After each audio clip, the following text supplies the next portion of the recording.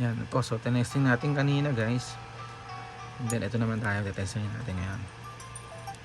Final Fantasy 4.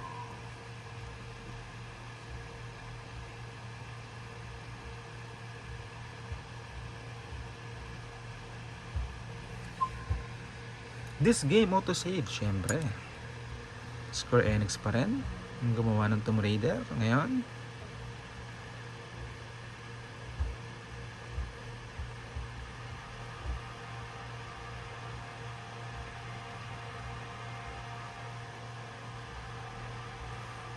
Katakot-takot na cinematic ang inaintay nating matapos na. Okay, press any button. Final Fantasy. Dami naman na ito.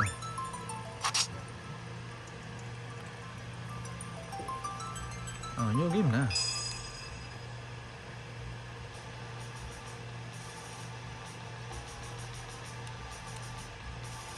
Ah? Okay, parang ano, iba.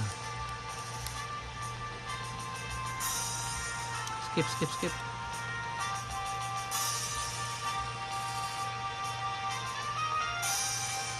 So, yan.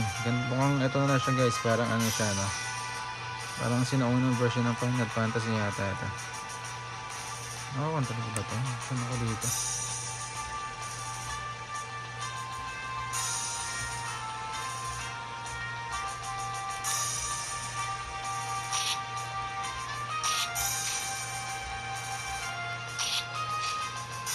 Parang Game Boy style nito.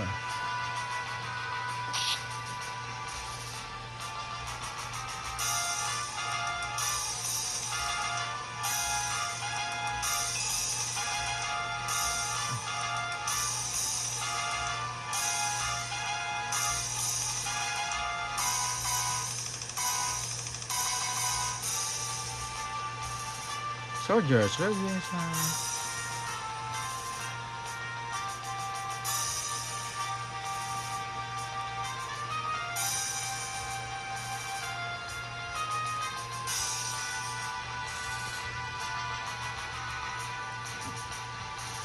Ano puro ganyan?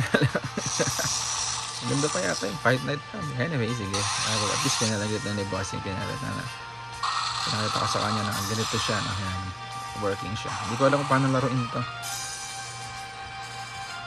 So, okay na ako dyan guys. Start. Pause. Wala. So, exit na ako. So, last game, no?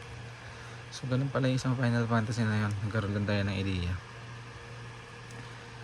Then, last game na pinalagay ni Bossing is yung isang Final Fantasy na isa. Dissidia ata yun. Ito, nakikita ko to. Nilalaro ko ng parang Monster Hunter na maganda graphics nito. Testingin natin yan.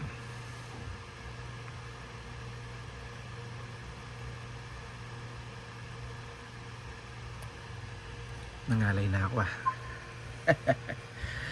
This game of the save. Square Enix pa rin, syempre.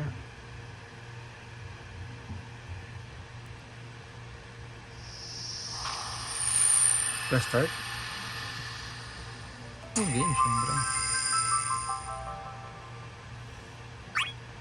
Oh, may enter a nickname pa.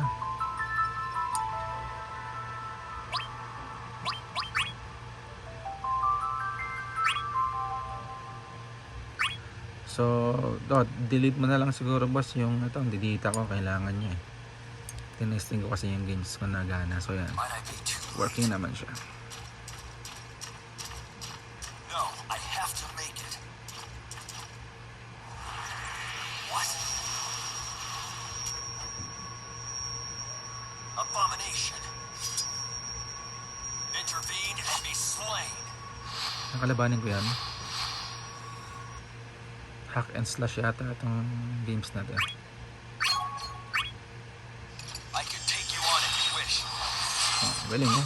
Hack and slash mo. Hindi ako marunong din nito.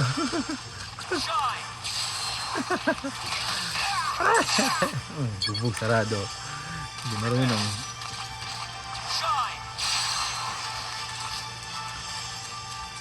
So, this ano siya, parang God of War, no? Hack and slash. Maganda. Bubog sarado. circle lang combo. Wala. So yun, okay na guys.